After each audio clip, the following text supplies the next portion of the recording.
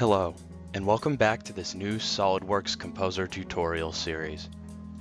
Last week, we talked about using the Digger tool to add additional detail to your views.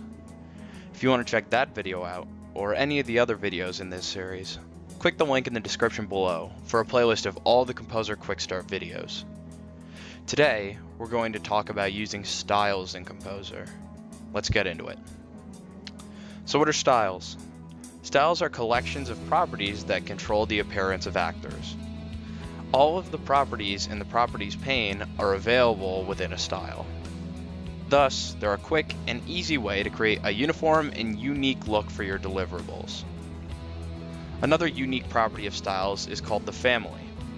The family of a style governs which type of actors the style affects.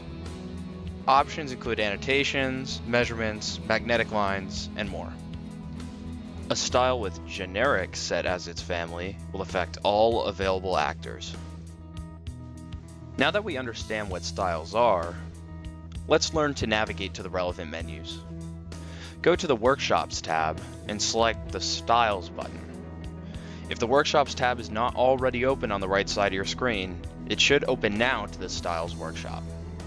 There are a variety of options here that will help us customize the properties of our new style. Text, label, attachment changes are just a few of the tools available in this menu. For a quicker and more streamlined process, go to the Styles tab at the top of the screen. You'll see a menu with all existing styles on the left. On the right, there are a few buttons. The Auto Subscribe button automatically subscribes new actors to the default family style. If you wish to change the properties of pieces that are auto-subscribed, you must change the properties within the style itself. Below the Auto Subscribe button, there's an Unsubscribe button. This breaks the link between the selected actors and the style that they're subscribed to. And lastly, we have the Quick Style button. This will create a new style from the properties of the selected actors. With this knowledge, let's try creating and applying a style of our own. In the viewport, I have the bench grinder from the last video. I'm going to go to the Author tab and select the Label tool and label some of the pieces of this assembly.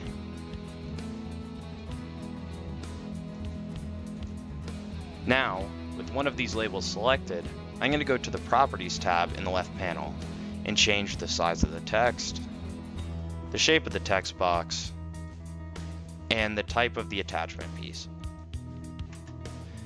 Let's say this is how we want our label to look. We'll click this, and we'll go to the Styles tab, click Quick Style.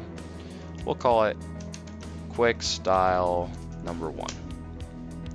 Now, if we want our other labels to look exactly like this one, it's as easy as selecting them, and then selecting the Quick Style option in the Styles tab. If we like this style, we can quickly and easily set it as our default style. We'll navigate back to the Styles menu, click the desired style, then click Set as Default. Now all new affected actors will be created in that style. You can see that I've opened up a new instance of our bench grinder, yet when I create a label, it defaults to the same style as before. Let's say that we want to create a uniform look for our deliverables throughout our entire company. How can we quickly and easily share the style that we've just created? Click File, then go to Preferences. Under Preferences, select the Data Paths button. Navigate to the Styles section. What is being displayed is the location of the style files on your computer.